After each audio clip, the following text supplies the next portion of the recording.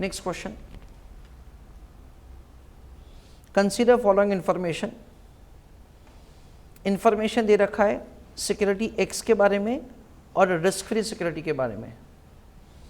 Returns दे रखा है 18% and 10%। Standard deviation दे रखा है एक्स का, रिस्क फ्री का स्टैंडर्ड डिविएशन दे रखा नहीं है। क्वेश्चन में पूछा है calculate return and risk of following portfolios. 3 portfolios दे रखे क्वेश्चन में और हर एक का रिस्क और रिटर्न कैलकुलेट करना है। I want you to write in the chat box कि ये जो सेकेंड पोर्टफोलियो है उसका रिस्क क्या होगा और उसका रिटर्न क्या होगा। उसका आंसर चैट बॉक्स में लिख के बताइए please. Let us have understanding के आंसर कैसे किया जाएगा। देखो हमको रिटर्न फाइंड करना है, पहले थोड़ा डिस्कस कर लेते हैं। I am explaining this one क्योंकि बाकी सब समझ में आ जाएगा। Return of the portfolio is wait of x into return of x plus weight of risk free into return of risk free. So 0.5 into 18 plus 0.5 into 10, 9 plus 5 यानी कि 14%। Return of the portfolio तो हमेशा weighted average ही होगा। जो हमको risk of the portfolio find करना है, in that से we understand logically that standard deviation of the risk free security is taken as 0 in absence of an information, and accordingly we can calculate sigma p as weight of x into sigma x.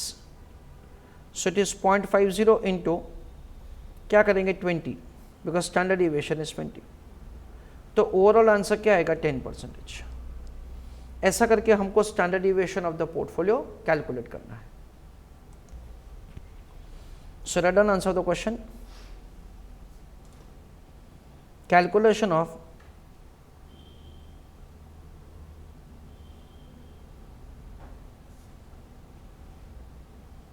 Return and risk of portfolio,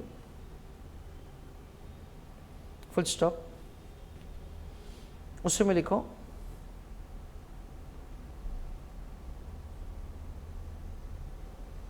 standard deviation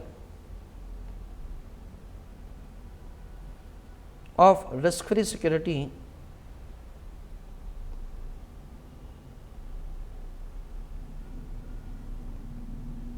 is assumed to be 0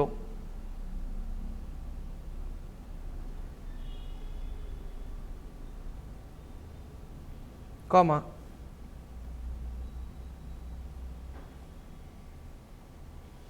in absence of an information।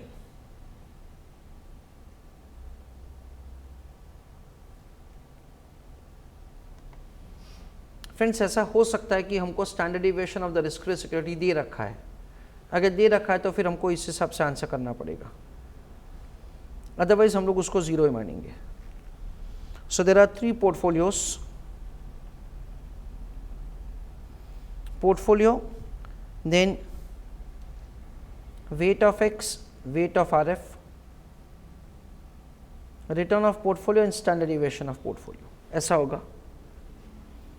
Return of the portfolio का answer कैसे होगा, weight of x into return of x plus weight of RF into return of RF। और standard deviation कैसे होगा, weight of x into standard deviation x। ऐसा करके हम लोग आंसर कैलकुलेट करेंगे। So we have been provided with the portfolio 1 जिसमें ऐसा दे रखा है दैट से we are investing like entire investment in risk free security, और वेट ऑफ एक्स क्या हो जाएगा 0 हो जाएगा। तो रिटर्न क्या हो जाएगा, that is return of the risk free security itself, जो कि हमको क्वेश्चन में क्या दे रखा है, it is provided as 10%। So this would be 10% और रिस्क क्या हो जाएगा 0 हो जाएगा।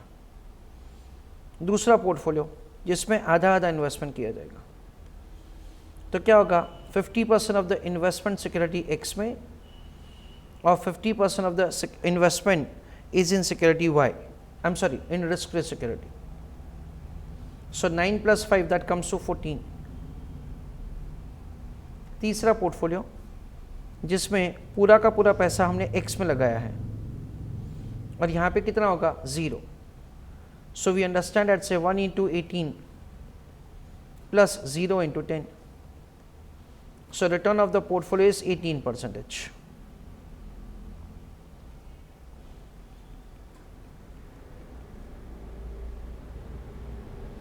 As far as standard deviation is concerned, in that say we understand that say no investment is made in X. So 0 into standard deviation of X is provided as 20%.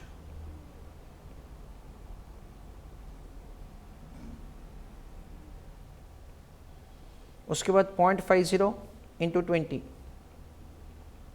that comes to 10%. 1 into 20, that comes to again 20%. That is the way we will have the risk and return for the different portfolios. So this is the way we will have the return and risk for the different portfolios. अगर हमने पूरा का पूरा risk free में पैसा लगाया है तो रिटर्न होगा 10%. अगर हमने 50% शिफ्ट किया रिस्क फ्री से सिक्योरिटी एक्स में तो रिटर्न बढ़ा 4% से, रिटर्न बढ़ा 4% से और रिस्क बढ़ा 10% से. और 50% हमने फ्लिप किया कहाँ से, रिस्क फ्री से सिक्योरिटी एक्स में, तो रिटर्न और 4% से बढ़ा और स्टैंडर्ड डिविएशन और 10% से बढ़ा. यहाँ पे क्वेश्चन में हमको डायग्राम का पूछ नहीं रखा है, but we understand like this कि अगर हम लोग यहाँ पे डायग्राम ड्रॉ करते हैं, then in that case the diagram would be like this.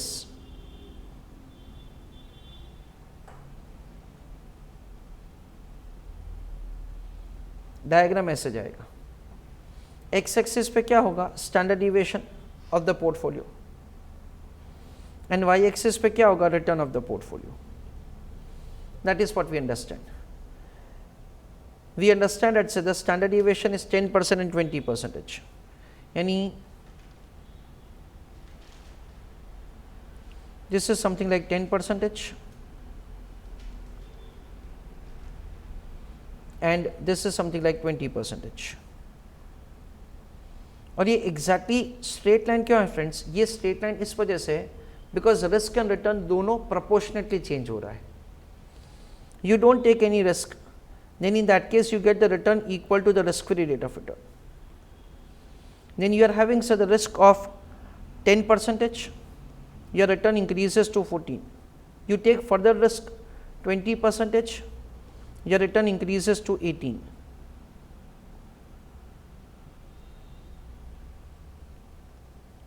This is the return of the portfolio and this is 10%.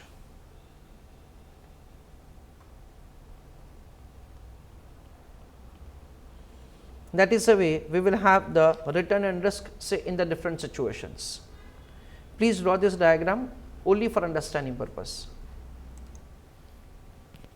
So importantly what I want to tell you friends is that when you are making investment in risk free security, then in that case you get some return without any risk, and when you combine the risk free security with any of the security or portfolio, then in that case the risk and return would increase proportionately like this. That is what we understand.